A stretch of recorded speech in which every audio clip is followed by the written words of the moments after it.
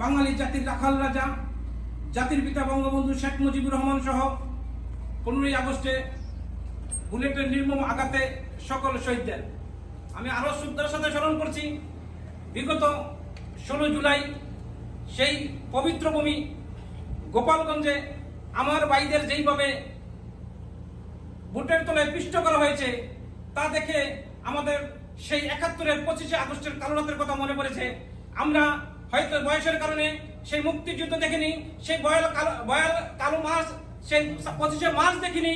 আমরা শুধু বইতে পড়েছি, ইতিহাসে পড়েছি, কিন্তু আমরা সচক্ষে দেখলাম এই 16 জুলাই 2025। আমি দুঃখ প্রাক্রান্ত মন নিয়ে আজকে আমি সবার কাছে উদারত আহ্বান জানাবো, আমরা শুধু এই মিটিং, মিছিল, প্রতিবাদ এইভাবে সীমাবদ্ধ থাকলে হবে না। আমাদের অফলাইন থেকে বের হয়ে অনলাইনে আসতে হবে, অনলাইন থেকে বের হয়ে আমাদেরকে রাজপথে আসতে হবে। যার যেই সক্ষমতা আছে সেই সক্ষমতা আমাদের কাজে লাগাতে হবে। আমরা শুধু ওই গ্রুপে, ওই মেসেঞ্জারে, হোয়াটসঅ্যাপে টুস করে একটা করে মেসেজ দিয়ে দিলাম যে আমি আওয়ামী লীগের হয়ে গেলাম, আমি নেতা হয়ে গেলাম, আমি একদম কর্মী হয়ে গেলাম। এখন এটা প্লিজ আপনাদের কাছে আকুল আবেদন, আপনারা যার অবস্থান থেকে সবাই ঝাঁপায় পড়ুন। আমাদের এখন যুদ্ধ সময়, এই যুদ্ধে যদি বাংলাদেশ পরাজিত হয়, এই আওয়ামী লীগ পরাজিত হলে বাংলাদেশ পরাজিত হবে। কারণ এই যুদ্ধ শুধু আওয়ামী লীগের যুদ্ধ নয়, এই যুদ্ধ আপনারা একটা জিনিস চিন্তা করবেন, 1971 সালের যুদ্ধকে, স্বাধীনতাকে এখনো এই দেশের নরপিচার কুকুরেরা, শুয়োরেরা এখনো বিশ্বাস করে না যে 1971 সালে আমরা মুক্তিযুদ্ধের মাধ্যমে এই আমার দেশকে পেয়েছি। এখনো তারা মনে করে এই ভারতের ষড়যন্ত্রের মাধ্যমে আমার এই বাংলাদেশ তারা আমাদেরকে স্বীকৃতি দেয় না।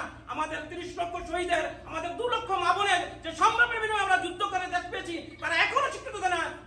ওই কুচক্রী, ওই জামাত, ওই দালাল, ওই আলবদর আলসাম তারা এখনো বুক খুলে বলে যে 1971 সালের যুদ্ধ ছিল ভারতের ষড়যন্ত্র। আমাদের বাংলাদেশের, আমাদের জাতির পিতাকে তারা এখনো স্বীকার করে না। তারা এখনো মনে করে যে আমরা ষড়যন্ত্রের মাধ্যমে আমরা দেশ পেয়েছি। অতএব আমাদেরকে দাঁড়াতে হবে, আমাদেরকে আরেকটা যুদ্ধের পরিস্থিতি হয়ে আমাদেরকে স্বাধীনতা পুনরুদ্ধার কমিটি গঠন করতে হবে। আমাদেরকে আবার সশস্ত্র সংগ্রামে যাবে করতে হবে। সশস্ত্র সংগ্রাম আওয়ামী লীগের একটা অলংকার, কারণ আওয়ামী লীগ বিশ্বাস করে হয় বাঁচবো না মরবো। আওয়ামী লীগ বীরের জাতি। আমাদের ঐক্যবদ্ধভাবে আমরা সমস্ত বাংলাদেশের দেশে প্রবাসে যার যে অবস্থান থেকে আমরা ঝাঁপিয়ে পড়বো। প্লিজ আমরা অফলাইনে না থাকি, অফলাইনে থেকে আমরা দল করার কোনো প্রয়োজন নেই। আপনি অফলাইন থেকে শুধু দোয়া করেন আর আপনি কই না যাবে, আপনি আওয়ামী লীগ করেন। আপনার সমস্যা থাকতে পারে, আপনার পার্সোনাল সমস্যা থাকতে পারে, ওই সমস্যা ওয়েলকাম করো, আপনাকে আগাইতে হবে। সবারই সমস্যা আছে, বাংলাদেশের কোনো মানুষ নাই যে তার কোনো সমস্যা নাই। প্রত্যেককে আমি আমার ব্যক্তিগতভাবে আমার বাড়িতে এই পর্যন্ত 7 বার হামলা হয়েছে। কি করবেন?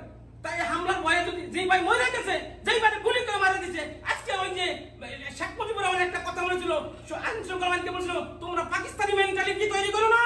আমরা আজকে কি দেখছি, সেই পাকিস্তানি মেন্টালিটির মাধ্যমে আজকে প্রশাসনের লোকের ভোটের তোলায় আমার ভাই আজকে কিভাবে নির্মম নির্যাতনের শিকার হচ্ছে।